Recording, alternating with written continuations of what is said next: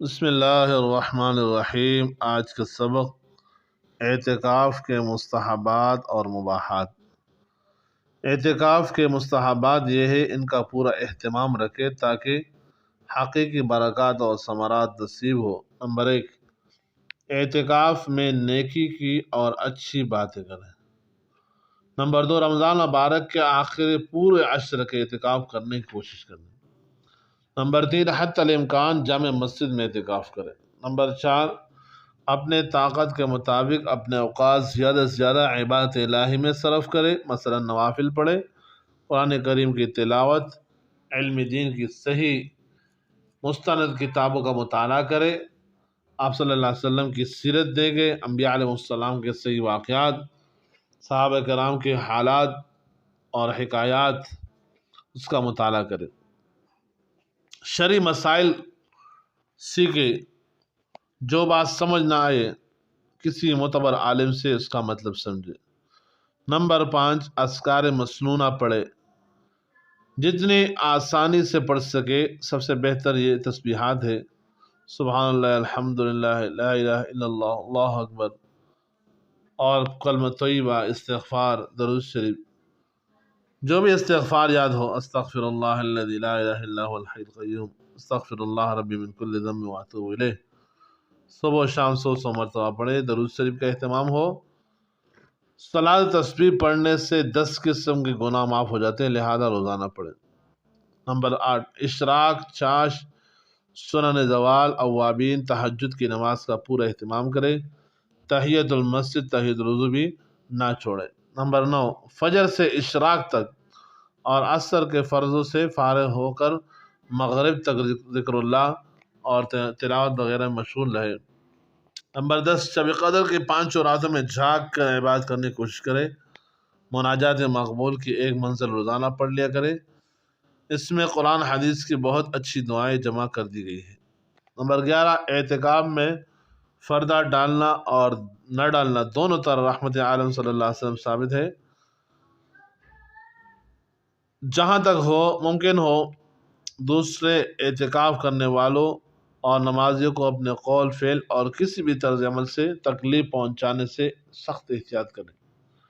اعتکاف کے مباحات، بعض باتیں اعتکاف کی حالت میں معتکف کے لیے جائز اور مباح ہے۔ نمبر 1، معتکف کو چاہیے کہ مسجد میں کھائے پیے وہی سوئے، لیٹے بیٹھے آرام کرے، معتکف کے لیے یہ سب باتیں مسجد میں درست ہیں۔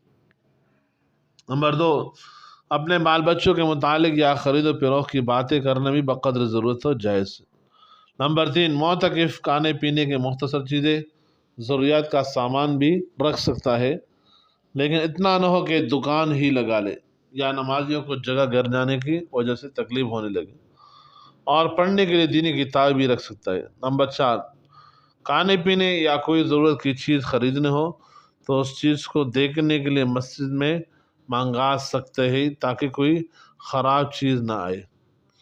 نمبر 5، معتکف کو مختصر سا بستر، کھانے پینے وغیرہ کے لیے برتن رکھنے کی اجازت ہے۔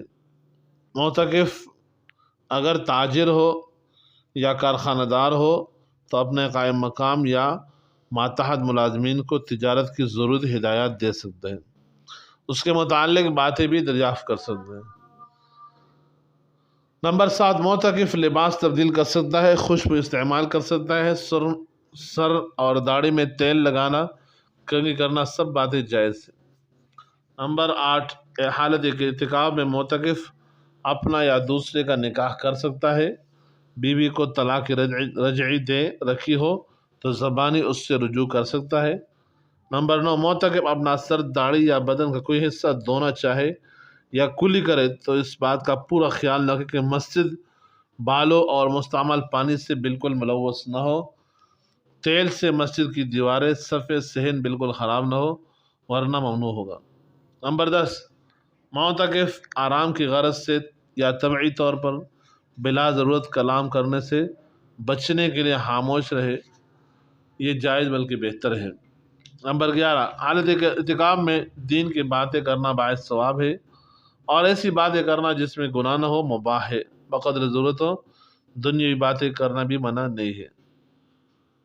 نمبر 12، معتکف کو ناخن کترنے یا مونچھیں سنوارنے یا خط حجامت بنانے کی رخصت ہے، لیکن مسجد میں ناخن، پانی اور بال وغیرہ بالکل نہ گر جائے۔ یہ سارے باتیں مباحات اور مستحبات میں سے ہے، ان کا خیال رکھے۔ اللہ تعالیٰ ہم سب کو ان باتوں پر عمل کی توفیق عطا فرمائے۔ اللہم صلی علی محمد و بارک وسلم۔